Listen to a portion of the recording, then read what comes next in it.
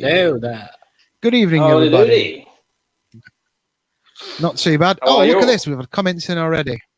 Very, very, very well. Right. How are you? All good? All good? All good. Right, let's have a look at this. So, this is from Ultra Ninja 2. It's my birthday. Happy birthday to you. Happy birthday to you. And he is that 18. One.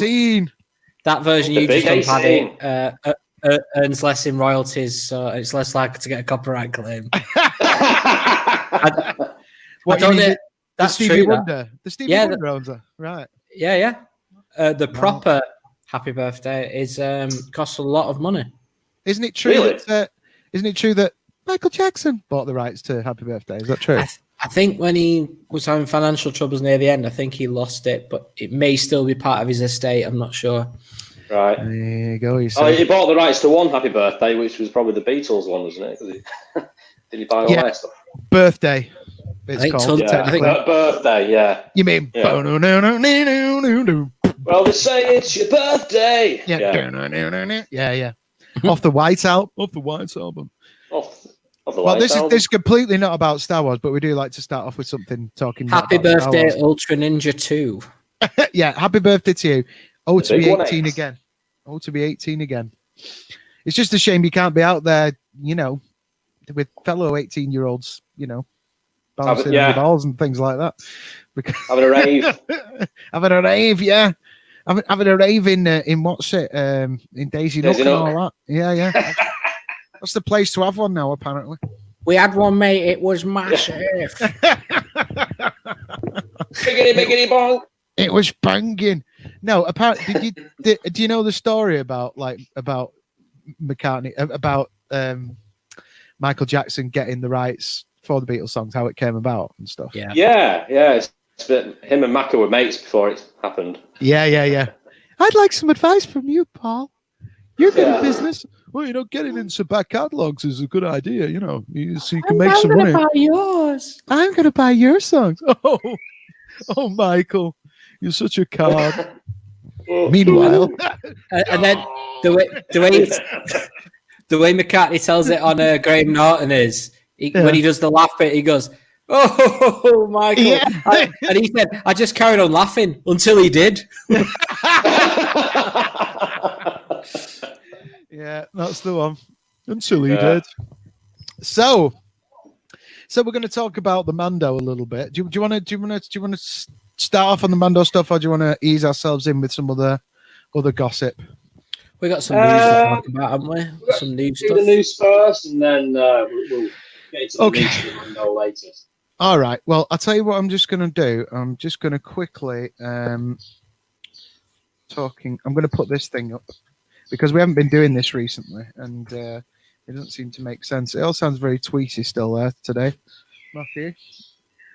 Yeah, he's living in the countryside, Only around the corner from me. You can't hear him here, though. Exactly. I think the children my children just scared them away. My child, even. Yeah. Right. Well, we're getting a couple of cats in about 3 weeks, so that might sort it out.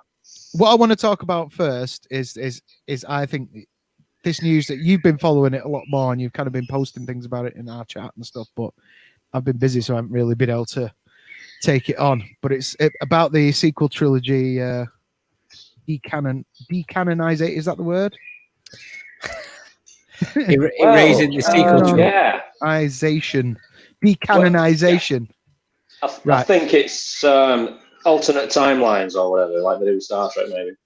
Right. Okay. Well, I'll tell you what. Let's just do this first, and then we'll get into that. And you can tell us all about it first. Okay. Here we go.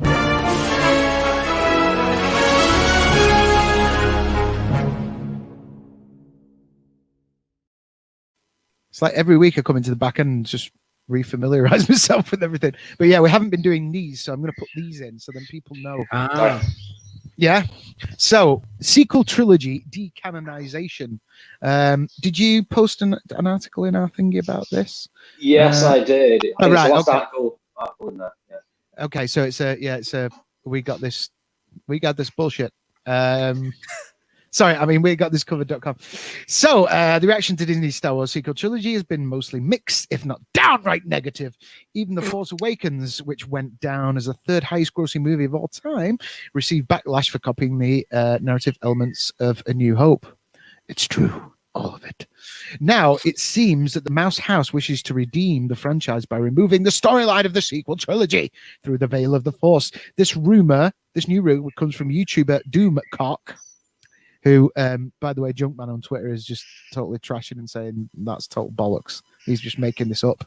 Who suggests that Lucasfilm want to make the last three movies null and void by revealing that everything we saw took place in an alternate timeline. It was all a dream. Oh, my favorite story idea. I hate that. Anyway, since he can't verify the information, the leaker warns viewers that they should take it with a grain of salt. Still, the revelation is too interesting to simply disregard, but it's also so implausible that it makes us wonder if it's all just the imagination of a broken-hearted fan who wishes to accept the fact that it's what's done is done and it's time to move on. In any case, here goes nothing. Lucasfilm is preparing to render the sequel trilogy null and void, the YouTuber says. The events of The Force Awakens, The Last Jedi, and The Rise of Skywalker will be removed from canon, isolated in their own alternate timeline, and regarded as Elseworlds, like installments under the label of Star Wars Legends, which used to be canon, but it's not anymore. Apparently, the Emperor had a chamber on the second Death Star called the Room of Mirrors. These mirrors opened a pathway to the Veil of the Force, something we saw in Rebels episode World Between Worlds, which we have discussed previously on Club Star Wars. The power of this mystical realm presented Darth Sidious with a lot of opportunity, including once when he clouded the minds of the Jedi during the days of the Galactic Republic, which also explains how he was able to teleport himself to Exegol. In a moment of desperation, Palpatine used the Force to open a tear to the veil as he was falling down the shaft in the throne room of the Death Star and escape to another world. The YouTuber then explains that all it takes is for someone to kill Palpatine when he's in the veil of the Force, thus preventing him from coming out of the other side on Exegol. This basically unravels the sequel trilogy's narratives, with the leaker adding, Palpatine goes into the veil and never gets back to Exegol. He's prevented from using the mirrors to return. He dies as he was intended to, and Bob's your uncle. All our problems are solved. Doomcock continues. That's right, my friends. The solution is essentially Disney hitting Harvey Cthulhu's button and destroying the Kennedyverse. Who's Harvey Cthulhu? Harvey Cthulhu is Doomcock's Cthulhu puppet. Okay. Don't know what you're talking about. Anyway. You have to watch his channel. Yeah. Okay. But it's not going to be as simple as that, as it looks as though Dark Rey will serve as the catalyst to the sequel trilogy's undoing. In The Rise of Skywalker, when Rey enters the throne room, there's shattered glass all around, and when she catches a glimpse of movement in one of those pieces, Dark Rey suddenly emerges with her double-bladed lightsaber, implying that she's come from a mirror world to fight her good doer alter ego. Of course, as we said earlier, this rumor is utterly far-fetched to say the least, but we wouldn't be surprised if Disney decided to somehow shake things up for the future of the franchise, if only in favor of fans not boycotting their version of Star Wars altogether. So, what do you think of that? It's just wishful thinking, I'm afraid. Yeah. It just the thing is, it does, like Matt was saying, it mirrors the Star Trek, what's now referred to as the Kelvin timeline, Star Trek, Star Trek Into Darkness, and Star Trek Beyond. But the Star Trek fans really don't like that trilogy. It really upset a lot of people. But Star Trek isn't as big as Star Wars, so it's probably not as vocal online. But I've not heard any Star Trek fans online saying any nice things about that trilogy. So I can't imagine Lucasfilm or Disney going that route. Also, again, like I think I said this last week, from a business point of view, it just doesn't make any sense for them. I mean, my God, how many fans would be happy with that? But I'll tell you what, I wouldn't be for this one reason. You will get no Han Solo, no Princess Leia, and no Luke Skywalker. And it's like, what do we have? Yeah. What do we have? You wouldn't get them actors, would you? You could get them characters, you couldn't get the actors. Oh, I'd hate to see somebody else playing them, and Harrison and Hamill are alive. Already happened with Solo, I suppose, but Solo Star Wars ship pile. Yeah. Yeah. Eventually, they might have to get somebody else to play a young Luke. Whatever. But hang on. Oh, hello, Star Wars. How are you? Hey, Star Wars. Hello. Why though? Why would they need to get someone to play? What story would they be telling by hiring a young Luke?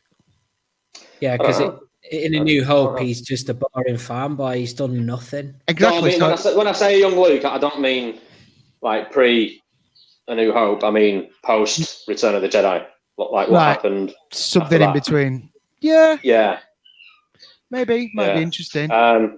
But if it's just gonna like, and by the way, what they're doing is already happened in the series Rebels. What you're talking about? I mean, Ahsoka died, and then they used the World Between Worlds to bring her back. Yeah. No, she I'm didn't. Sure. She didn't die, did she? Well, I thought she did, and just as when Ezra went into the World Between Worlds, before she was about to die in that battle, he reached in and grabbed her. Where originally she would have been. I think she was. Yeah, she was definitely about to die, but I think that Ezra didn't change time. That always happened. If that makes sense. Hello, Reese. How are you? All right, right. Good to see you. I don't know. Yeah, I mean, we had all this speculation before the ninth film came out, didn't we? I mean, I'm sure we're going to see the World Between Worlds again at some point, and if that room of mirrors or whatever it is on the Death Star is Palpatine's own portal to the Between World or whatever you want to call it, but I mean, it's an area where time and space is all connected, isn't it? Yeah. So you can go anywhere, anytime, and interact with that space time. I think it suggested that it was something. No, that's what I'm afraid of. But Star Wars. They suggested that. Kylo, you made it. Great Jedi. Great Doomcock. Yeah, sorry, go on. I don't know where I was. World Between Worlds. I don't think it's a time thing. I think it's a rupture in the Force. If something significant happens with a Force user, it creates another door or something. That's the suggestion I got from watching Rebels anyway. Right. Okay. But who knows? Oh, hang on. Yeah, I mean, that in Rebels, when Ezra grabs Ahsoka, that wasn't happening at the same time, was it? That fight between Ahsoka and Vader had already happened in the past. That's right, but it's a bit like you got to think like a Doctor Who fan. It's all relative. So for Ezra, it's in the past. For Ahsoka, it's now. Yeah, I mean, exactly. So yeah. I mean, right.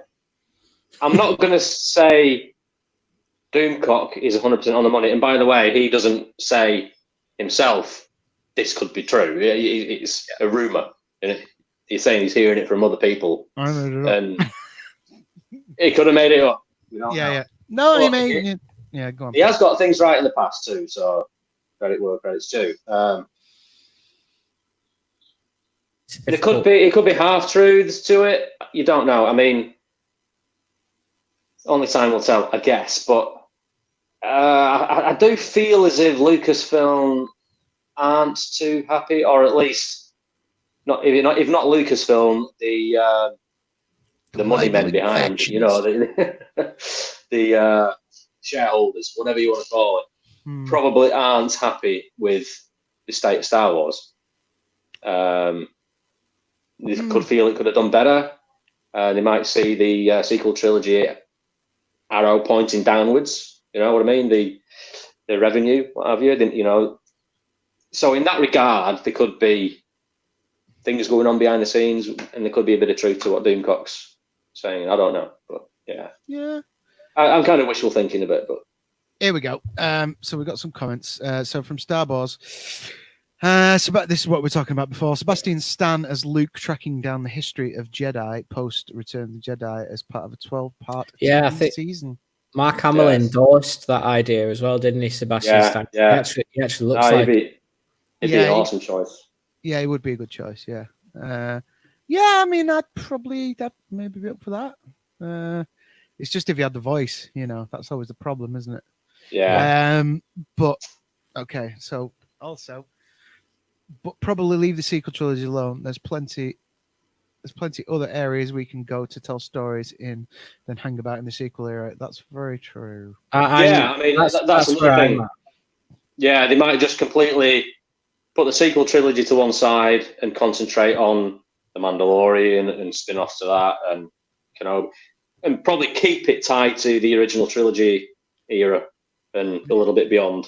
They've already announced that the Mandalorian era is getting its own little world, haven't they? I saw that little world. Yeah. What do you mean on little world? Like, there'll be spin-offs from the Mandalorian. Oh, right. Yeah, around that timeline. Good idea. Yeah. Apparently, I think this is a news item coming up soon. There's plenty of material connected to the Mandalorian coming out in between now and season 2, I think. Yeah. Well, we'll get to Mandalorian in a bit, but just remind me to ask the question later on about related to Baby Yoda. Just remind me about that.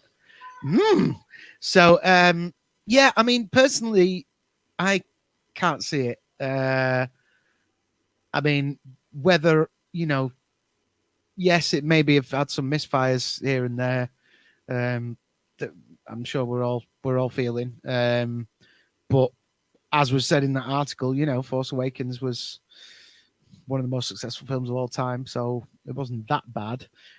Yes, I imagine Lucasfilm a little bit in the shit, particularly, well, not just Lucasfilm, but Disney at the moment with the whole COVID situation, because all the parks are closed as well, so they'll be losing millions every day, hand over fist. So there'll be a major panic restructure in terms of making sure that any film and stuff that they do commit money to is a hot ticket. It's going to be a hit. Yeah. So I'm sure there will be some static. Between the Kennedy camp and the other camp. Yeah, Jon Favreau, who is being lined up to be the next president, I'm sure of it. You're right. Yeah, well, that would be interesting. But you see, Favreau, I mean, while I could endorse that and think it would be good, my only thing with that is, like, Favreau is ultimately a creative and a director. Yeah, he won't have time to do any of that. Why would he want to be a management job like that? Like Kathleen Kennedy has always been a producer, so to move into a managerial role, because that's basically what being a producer is.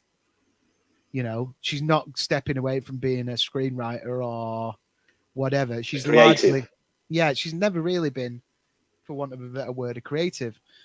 She's basically, she has run other companies. Her and Frank Marshall ran Amblin together before they ran Lucasfilm. So, like, that's the kind of job that she does. Whether we think she's done it in the right way or not, I think she's clearly had too much of a stranglehold on things, and I think, I think she possibly has stifled some of that creativity or given too much power to people that shouldn't have had too much power. Not without talking about agendas and all that stuff, which is a whole other argument that we don't need to get into right now.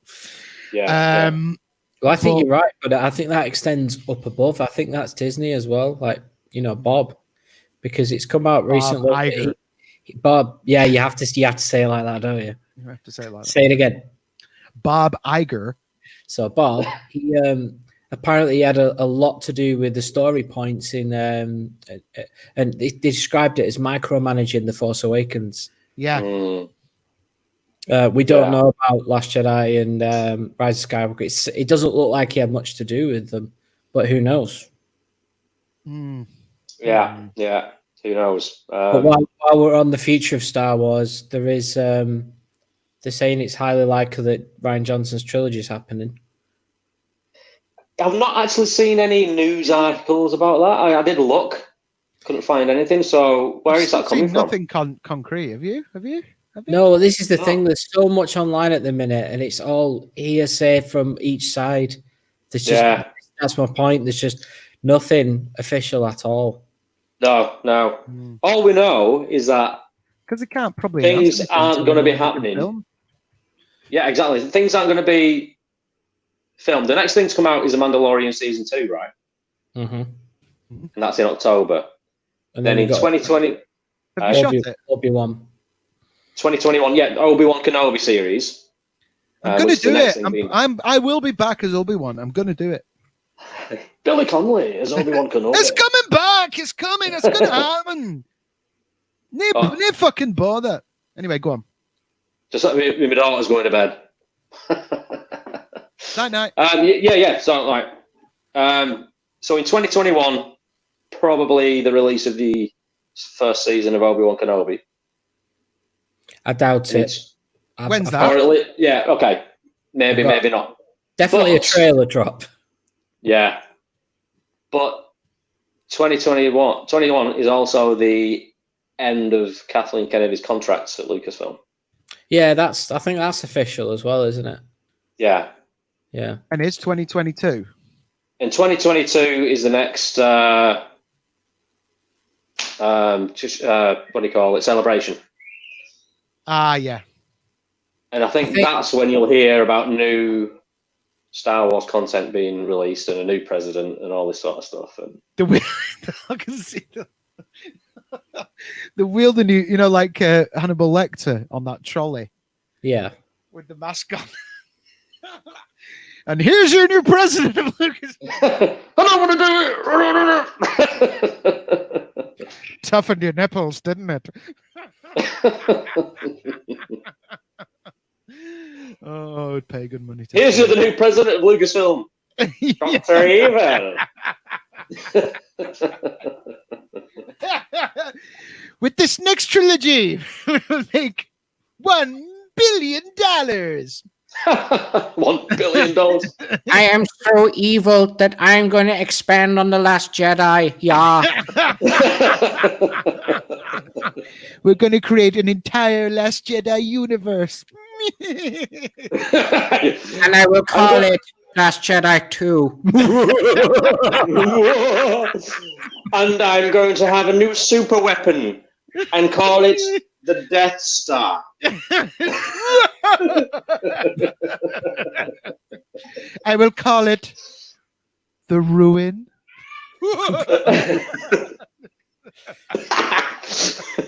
Star Wars The Last Jedi 2 is all about miserable masters. Yoda has depression in my new trilogy. Frau Bissner. The gate is Ihnen. Scott! Club powers. So, right. So you can see where I'm going. Go on. Kathleen Kennedy's not going to have much to do before she goes, really. Yeah. So you can see why maybe they're saying that, because she's... Yeah. The next movie that is on the cards is the Kiwi guy. His movie, isn't it? Taika Waititi. Taika Waititi. Yeah. Taika Waititi. Yeah. Yeah. So he's the guy doing the next movie. Then there's going to be a change at Lucasfilm with the top brass. Also, I've heard when her contract is up, she's going to start her own company. Female centric, I heard. I don't know. I mean, it could all be made up, but who knows? She's going to start her own company. Go on. Yeah. Her own company, and her staff at Lucasfilm might just follow her there. Who knows? The original announcement was there's it's not going to be this anymore, definitely because of COVID. But the last big announcement when they come out with that silver logo was, I've got it up here, new Star Wars trilogy 2021, 2023, 2025, and a Star Wars story 22, 24, 26 in between. But I think after The Rise of Skywalker, Bob Iger said Star Wars was taking a bit of a hiatus off the big screen. So all those plans have gone. But I think that trilogy, whatever it was, wasn't the Rian Johnson trilogy, and that'll be that guy you just mentioned. Taika Waititi. Yeah, or is he a Star Wars story director? He might be Star Wars story director. I mean, originally it was going to be the guys from Game of Thrones, wasn't it? And they fired or walked away. I don't know. And Lucasfilm saw season 8 and went. yeah. Oh hell no! Yeah. So that's what really it feels like to have your to be subverted. Yeah, it's not a good feeling. Yeah. See, I don't know if they were like hell no at the series or hell no at the reaction. Probably the reaction. Yeah. Clash, as they call it. Yeah. Right, we've got another comment. Which is like the Rian Johnson reaction. So I'm surprised to think that they're bringing back. What Rian Johnson reaction? What are you talking about? Did Disney have got like this? Can't see it, can't see it, can't hear you. Yeah, they did. No, but that's something that all companies seem to be doing now. I won't give examples. You know, just Google stuff. But Jon Favreau, did you see the gallery, Mandalorian gallery? Jon Favreau on there. He's talking about how, you know, the fans are very important, and you've got their fans in mind when you're making these TV shows and whatnot. You know, and I thought that was so refreshing to hear. You know, and absolutely brilliant. Yeah. Right, another comments from Starboss. Rian Johnson is doing a sequel to Knives Out next, I think, but I do hope we get his trilogy in the next 10 years. I'm way more excited about a Knives Out sequel than a Star Wars sequel because Knives Out is brilliant, but The Last Jedi is good. I like it, as I've said before. It's not brilliant. No, it's not brilliant. That's a valid point. Right, shall we move on from sequel to Iger. Back round to the point.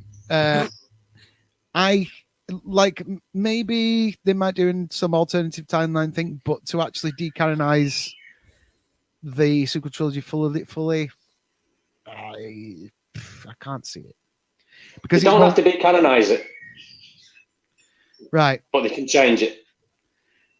Maybe they will change certain things, but to kind of for them to like officially shit on it so that they kind of can't really resell it that much anymore. Well, if they change, this is me just speculating now and going off on one. But if they change the moment in time where Palpatine gets to Exegol, and they manage to kill him off at the end of the Return of the Jedi, as we all thought he died, that obviously changes the future path of what's going to happen, right? Yeah.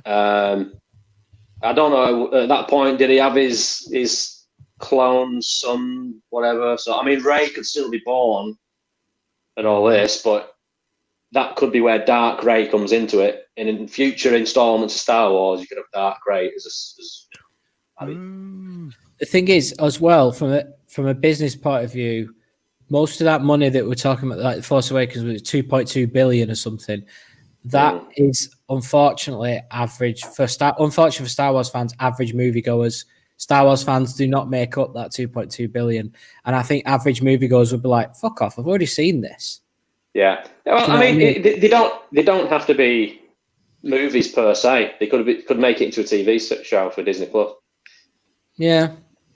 You know, like I said, I have to keep putting my business hat back on. That's the reality. But as a Star Wars fan, I'd be like, yeah, go for it, make more Star Wars. Just take all my money and spend it. Plus making it rain. Yeah. Plus 2 of the sequel trilogy cast members have gone.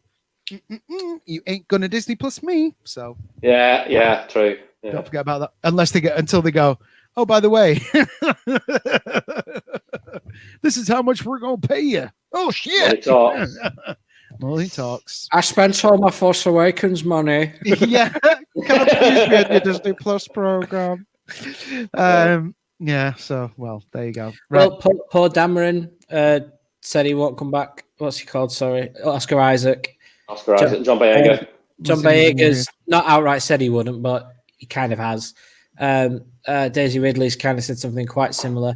Hamill said he won't return to Star Wars at all. No. Harrison, I can't see it. I really can't see it. No. Plus, you know, I mean, yeah, I mean, that's it. What's he going to do? Just come back and go, right? Yeah. John Boyega, yeah. That's all they asked him to do.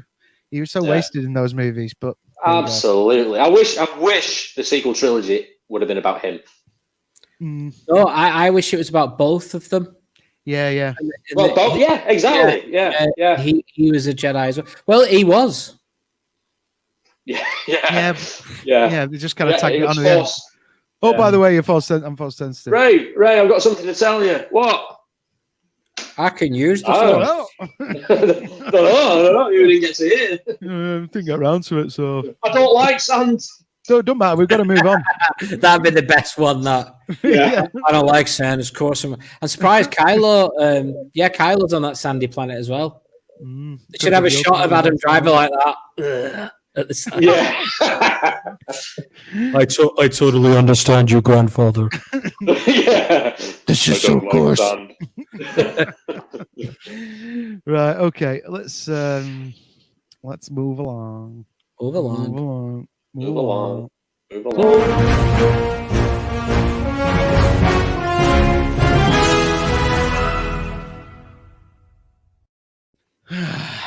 You're gonna have to do a move along card or something. Okay. Yeah, a move along card. Yeah, that'd be cool. Right, here we go. So let me just do it like that. That's better. It's a bit too intrusive when it's big. Said the actress to the bishop. Right, so yeah, there's a little bit of an article. I think we wanted to talk about Mando anyway.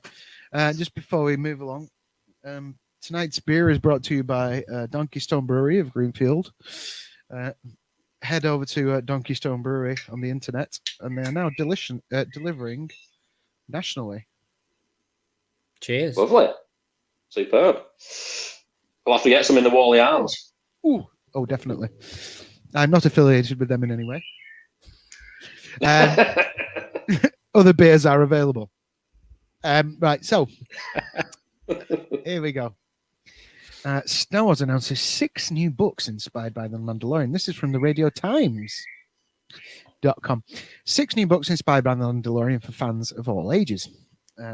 Get ready for some brand new stories in a galaxy far, far away. Star Wars announced that 6 brand new books inspired by hits Disney Plus series Mandalorian are set for release starting from later this year.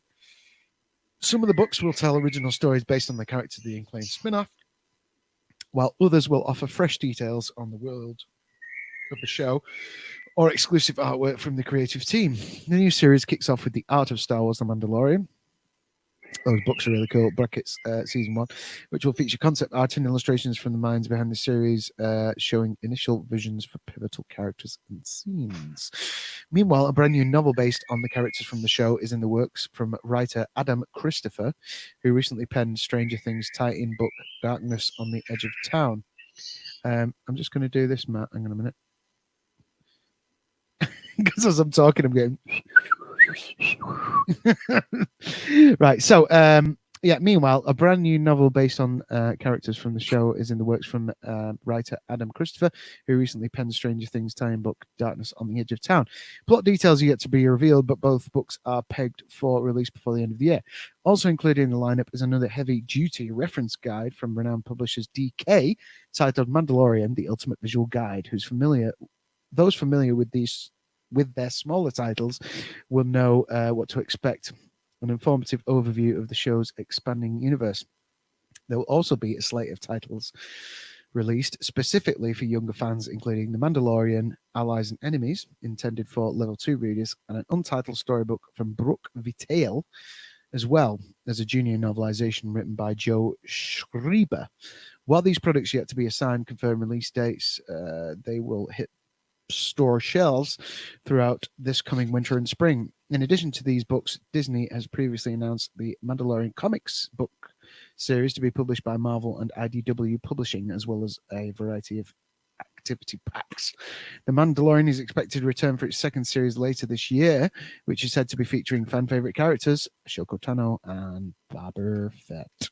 So there you go. Spoilers. Yeah. Spoilers, by the way. Spoiler. Yeah. So,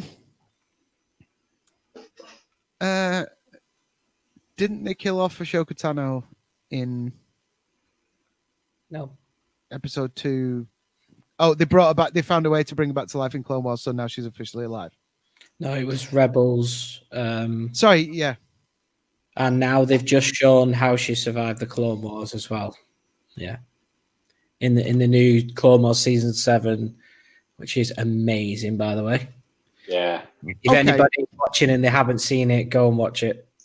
Particularly the last 4 episodes. Okay, so one question. So Mandalorian's set after Return of the Jedi, isn't it? Yeah, a few years after. Yeah. Okay. It's not long after. I mean, there's remnants of the Empire still knocking about. Yeah. But Ahsoka Tano's a Jedi.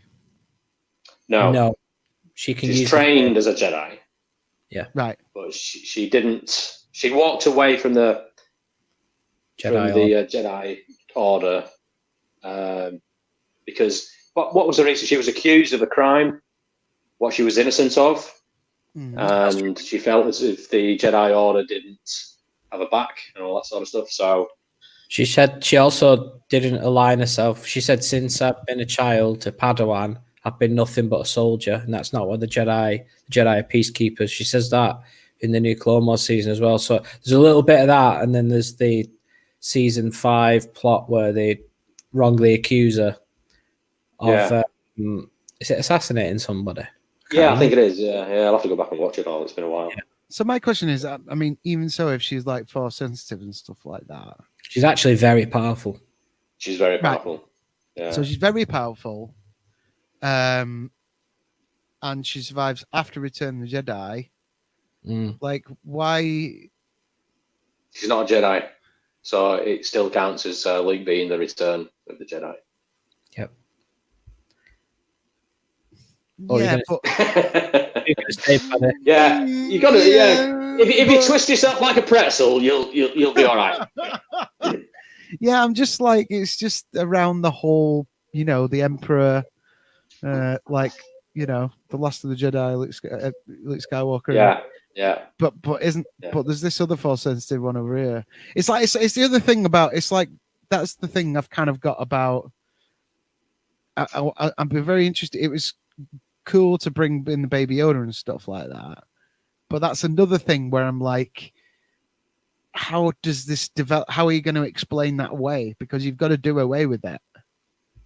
You can't have a powerful Baby Yoda around by the time. I suppose it all pivots on how you determine what a Jedi is. You mean like Order 66, Paddy? Pardon? Do you mean like Order 66? Like none can exist past that because the Empire wiped them all out? Yeah. Well, the Empire lied. The Empire wanted people to believe there were none left, and they went into hiding, and that's what Jedi Fallen Order is. Cassius. Is he called Cassius? Cassius. Oh, yeah, is it? I can't remember. I haven't played it much. Oh yeah. So he's a Jedi in hiding, and there's others out there that managed to survive Order 66. But officially, the Empire made it a political, public, galaxy-wide statement saying they were all dead. So if the Emperor thought he got them all, that's just another example of his overconfidence, is being his weakness. So Cal Kestis. Yeah. Thank you. So that's the only way I would say you get around that. When I watched Revenge of the Sith, I thought they can't wipe them all out.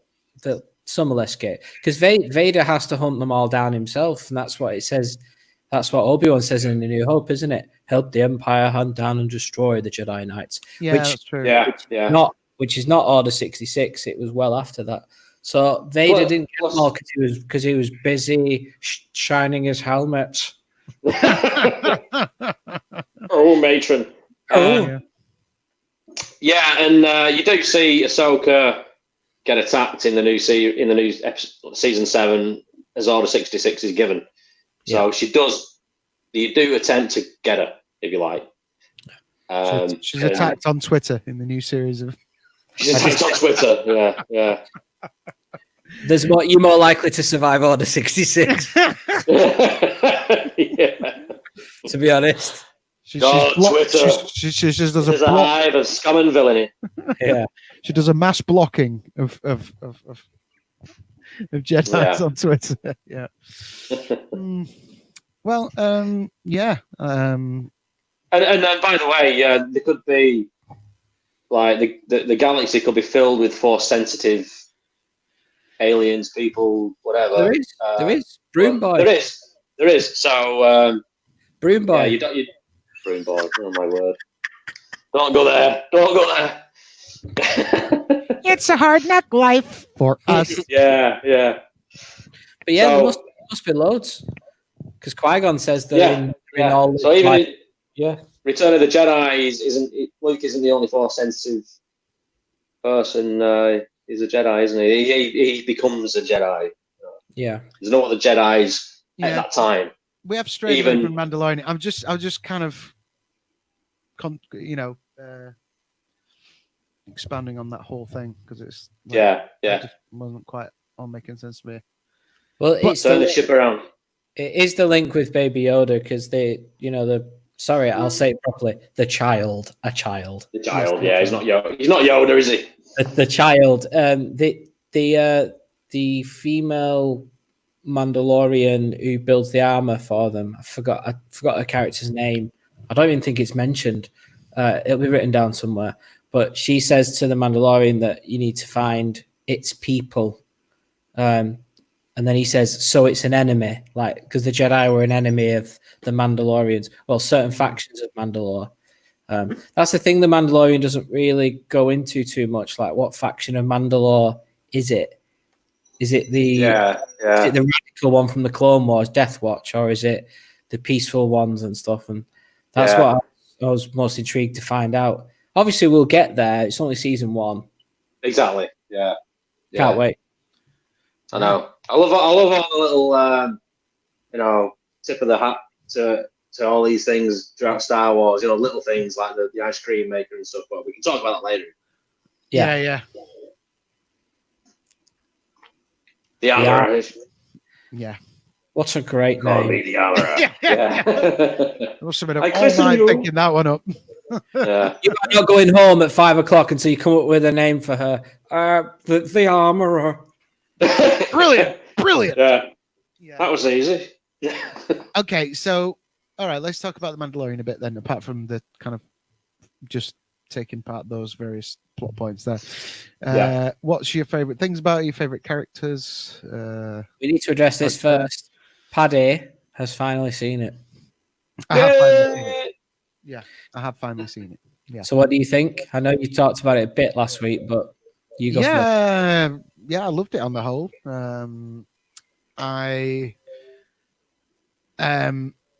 It was good to see Carl Weathers. I liked his character and his kind of he had a bit of a Lando thing going on, didn't he? Because it was like you thought they were kind of mates, and then it's kind of like he double crosses him, and kind of comes back around, and he had that similar kind of dichotomy, didn't he? Absolutely.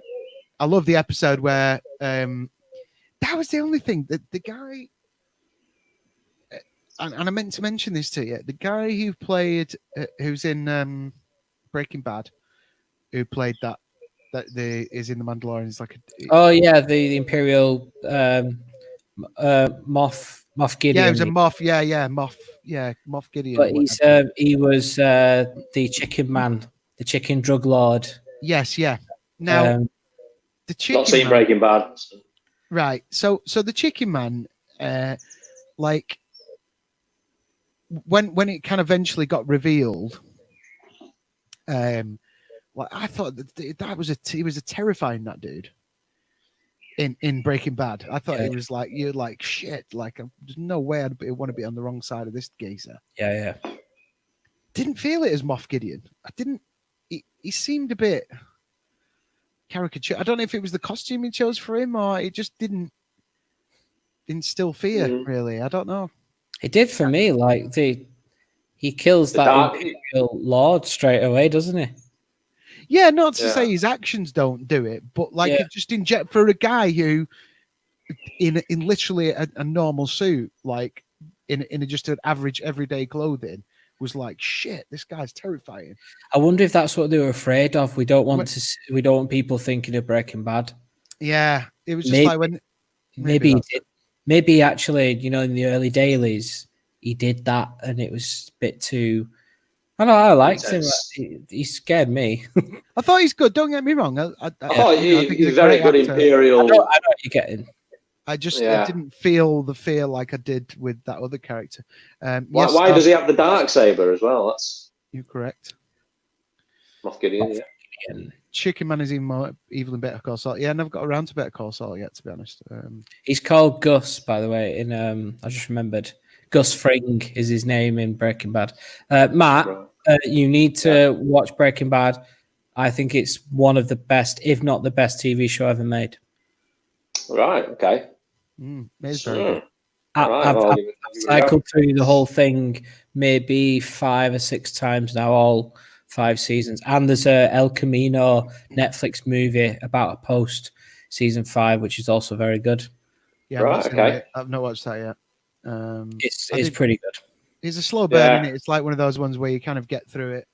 I don't know why that series passed me by, but maybe it was because it was on a streaming service that I didn't have at the time or whatever. I didn't get into it until well after it finished broadcasting, and when they threw them all up on Netflix. But yeah, I loved it. So yeah, I'll give it a go. Yeah. What else about Mandalorian? You know what makes me appreciate the Mandalorian more after watching it? Go on. Is watching the gallery, the making of. Yeah. And seeing how they did it, and hearing the words of the directors and the actors, and seeing the set. The volume. That blew me away. That blew me away. I thought scenes were being filmed in the desert. Yeah. And they're not. Yeah, it's in a studio with video walls. Seems like crazy. He's very excited about that, doesn't he? Ian McGregor and stuff. But what were your favorite characters and episode? I mean, that episode we're talking about though, where they were locked in the bunker and stuff. I think that was a great episode. You didn't like the one where they were were they helping those the people on the peaceful planet and the walker? No, I thought that was very Star Trekky, wasn't it? Yeah, it was even Battlestar Galactica-y. Yeah, and that works for them series. Star Trek. Also, Matt, do you remember that episode where Obi-Wan and Anakin and Ahsoka are helping that indigenous species defend themselves against Hondo, the bounty hunter? Because they're going to take everything. And I was like, it's pretty much the same thing. Yeah. I mean, that I don't really mind it too much. If it's more of a filler episode, isn't it? It gives you a little bit more, advances the plot a little bit more, and gives you a little bit of action in between. But it was nice. It was nice to take a breather, I think. Yeah. It's mainly about setting up him and the other bounty hunter's relationship, wasn't it? Yeah. And sort of showing, despite being, presented with a hot widow, that Mando still won't take his helmet off. I think that was the main thing of that episode. But the Scout Walker bit was badass. Yeah. Yeah. That was awesome. That was like, in the making of, they say it's a creature. you know, and it is. It's like a dinosaur coming through the woods, isn't it?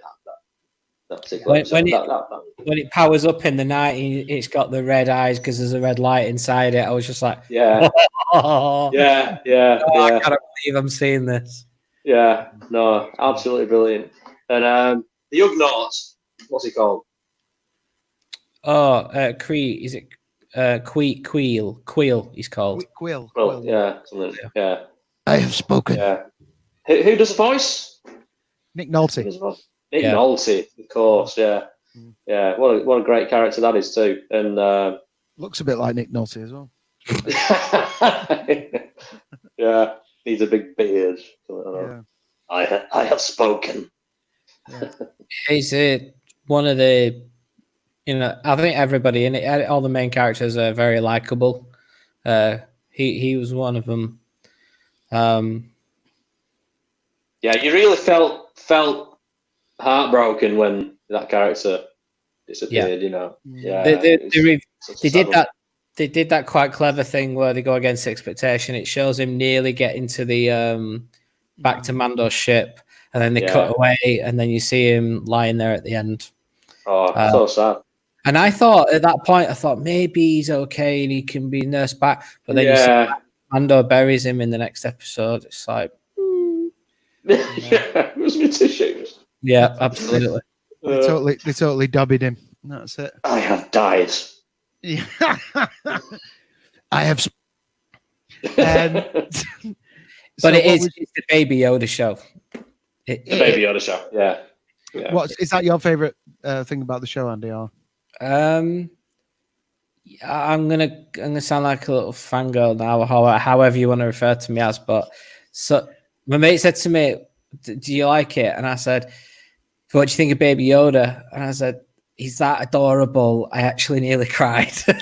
I was like, I can't believe. But Red Letter Media kind of ruined it for me. They said he looks like Gizmo, and he does look like Gizmo. Well, he does look like Gizmo, and that's why it works. That's why it works.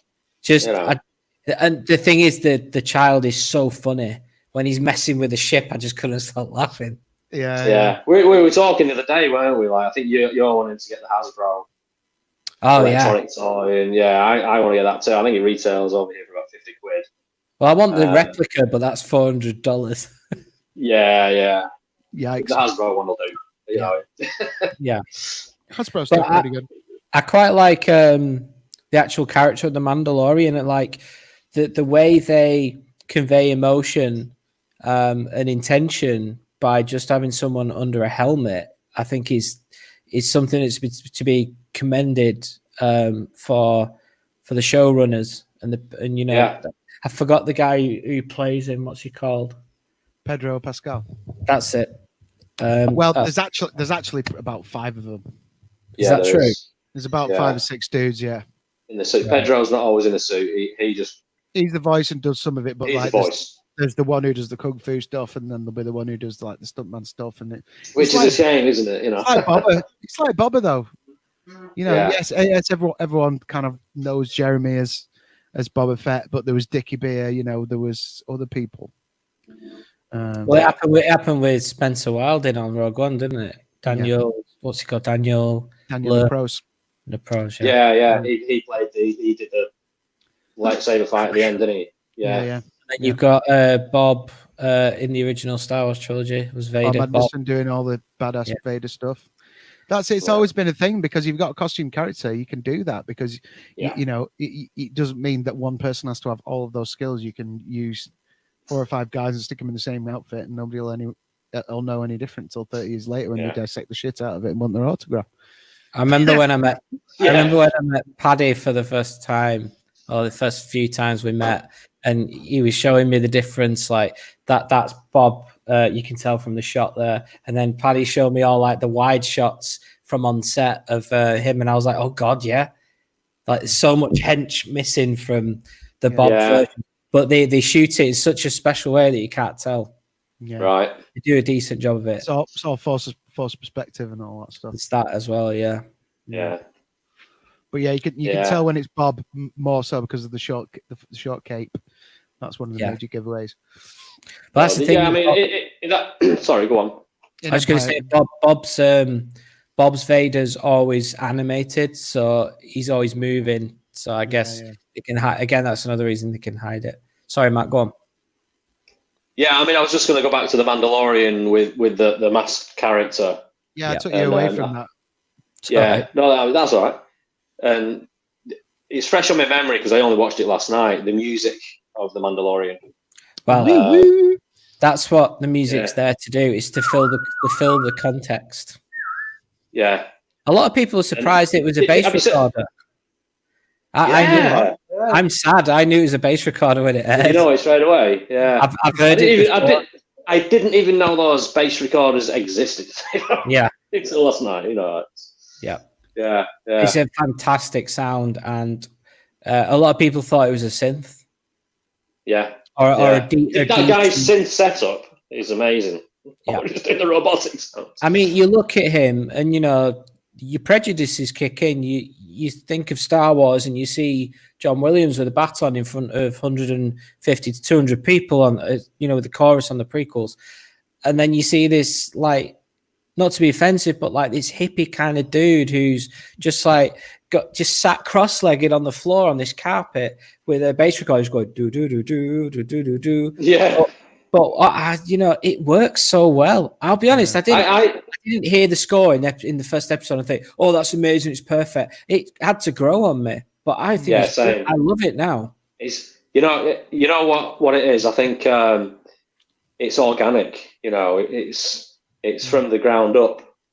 If you know what I mean. Well, it's bare bones compared to John Williams' scores. Yeah. It fits the series perfect. It's closer. It screams like spaghetti western, but even more stripped back. It's like Ennio Morricone, but without the orchestra. It's like and it's unique. It's so unique in a way. It's instead of a twangy guitar, you've got a bass recorder. Yeah, I do think I wish that he'd use less synths in places. Like there's a bit when the ship keeps traveling and it goes that sort of sound, and it's just a chord, and it sounds like 90s trance music. Oh, okay. I just think, that's, no one's ever going to ask me, but that's the one thing I'd pull back. But he does actually do that, and he gets more traditional as he moves through the series. But hats off to the guy. He just, done a really good job. But I think I was talking about this the other day, and I'm glad that they went that route rather than just trying to impersonate John Williams, because imitation, especially on a musical side, and it's not done well, it can be quite irritating and distracting. So I'm over the moon with the Mandalorian score. I think it's perfect. It fits the show, like you said. But more importantly, it gives you that missing context. When you look at the drama on people's faces, you look at their eyes. Mando, you only see that once for about a few seconds in the last episode. So there's only one way to fill that without people noticing, and that's the score. Yeah. And that's why I think it works so well. He's brilliant. Brilliant. I love the soundtrack. Yeah, his intro bit in that bar and pulling the guy through the door as it the Quarren chops him in half was pretty awesome as well. That was so spaghetti western vibe. Yeah, definitely. I love that he barely talks as well in that first scene. Yeah, is that a bounty puck? Is that me? Yeah. I think his first line is, "I can take you in warm or take you in cold." And then in an episode later on, someone's shooting him from a ship, and that's what he says. He says, he says it to the Mandalorian. He goes, and then the Mando kills him, and he goes, "That's my line." Yeah. But that's what that's what you want, and it goes right back to, what's his name? John Morton told me this. Hopefully, we'll have him on at some point. John Morton's a guy who played Boba in that one scene on Bespin, where it's like Lando, Vader, turn Leia and Chewie over to you, all that bit. Yeah. Oh, right, where Vader goes in the lift. That scene. Yeah, that's you John Morton. Captain Solo to Jabba the after I have Skywalker. Yeah. He's no good to me, Dad. Yeah. All that. Right. Okay. That's John Morton and not Jeremy Bulloch, because Jeremy Bulloch. See, I totally thought that was Jeremy. No, it's not Jeremy. Wow. Right. So The more you know. it's Yeah, it'd be John, cool to have him on. it's John Morton who played Dak earlier in the film. Oh, right. Right. Yeah. Right? Dak Relter. Dak Rotter. So, when The guy who felt like he could take on the Empire by himself. but mostly died in the back of a snowspeeder. So he when he knew that he had to. I assume it was planned that Jeremy had this day off and that John was going to stand in for him, whatever. And John sort of said to Jeremy, like, "What's my, what's your directions?" And apparently Jeremy just said to him, "Think Clint Eastwood." Yeah. Yeah. That was it. That's the vibe you get from The Mandalorian. So that tells you exactly what you're getting with The Mandalorian, Yeah. and that's exactly what you need. Yeah. That's what Well, Bobber had. Yeah, I think. I mean, that's the good, the bad, and the ugly. exactly. It's got that vibe. sound. Yeah. Bulletproof vest. The guy is brilliant. Yeah. I think with Mando, like doing the John Wayne thing, everything's very slow. Yeah, like ludicrously slow. But then when it's time for action, there's a massive shift in dynamics, and it just makes the action even more impactful. And the thing is, it shows a sense of confidence, and he knows he's powerful enough to take. He owns the room, but then when it's time to fight, it makes him look like he's even faster, just because of that. So it's a good idea for the context of who he is as a character. It makes the show more epic. I love The Mandalorian. I keep watching it. I'm having to stop myself from watching it. Yeah, I'm going to take my second viewing back through it. I'm going to watch them making of things. Yeah, you'll love it. You'll love it. It's absolutely fantastic. I mean, I might have to do a second watching of the gallery. Me too. Yeah, definitely. But we're halfway through that one where Han Solo has the acid trip and he goes off with a dog in the mountains. Yeah. I've not seen that one yet. I'll have to watch that. Into the Wild. Yeah, Call of the Wild. We watched half of that last night. Call of the Wild. Yeah. And the missus went to sleep, and then I watched it 3 Days of the Condor, which was awesome. All of the 70s, exactly what I needed. Bring back the 70s, I say. In every way. I'm starting to do what you did, which is start with the Marvel Cinematic Universe again. Watched Iron Man last night. I finished the Marvel Cinematic Universe, and then I went back to X-Men, and I've just finished X-Men, and I'm planning to do that after Marvel. X-Men is my Marvel. I prefer X-Men over the Marvel franchise. It's a bit hit and miss, a bit like the rest of the Marvel stuff, but Hugh Jackman just is awesome, and Ian McKellen, and Patrick Stewart, Ray Park, and Ray. Yeah, he's Toad, isn't he? I watched. I did watch Ragnarok the other night though, and it was brilliant. I do like Ragnarok. It's not everybody's favorite movie. I like it. I like it. It was a lot of fun. I do like Taika Waititi's style. I must admit, I like his comedy. It's dry. It's quick. What's the Stone character called? What he plays in Ragnarok? I have no idea. What Goldblum's character? No. Taika. Yeah. He's well funny, that character. Yeah. I'm trying to do a Goldblum. Yeah. Easy. All that. It's all in the hands. Oh, Korg. All in the hands. Korg. That is the one. Korg is hilarious. hilarious. That's a music company. And I tell you, that's the New Zealand sense of humour coming through. You'll see a lot of New Zealand comedies with that sort of dry, like sense of humour. It's funny. I didn't know Ragnarok, however you say it, did badly. I thought it was popular because I really hated the second one. I'll never watch it again. And then I watched. I call it That World. Yeah. Do you not like that one? No, I don't think anybody does. Maybe that's why they decided to go a completely sort of different style and humour and all that sort of stuff. I like didn't Chris. know it was unpopular that one. Yeah, it did quite badly. I like Christopher Yeah, it did. Eccleston. Yeah. Chris Eccleston isn't in enough stuff for me. No, and he's More great. Chris Eccleston. He's a great bloke as well. My cousin taught him at Salford. My Yeah? cousin's partner taught him at Salford. Yeah, Mm. I met him a couple of times. He's a nice guy. Yeah, I think I seem to like a lot of movies a lot of people don't like, except for the Last Jedi. the obvious. The obvious. Don't even But need to mention it. Avatar seems to be a I hate movie a it. lot of people don't like. Yeah, there you go. I think it's shit. I can understand people's... Avatar.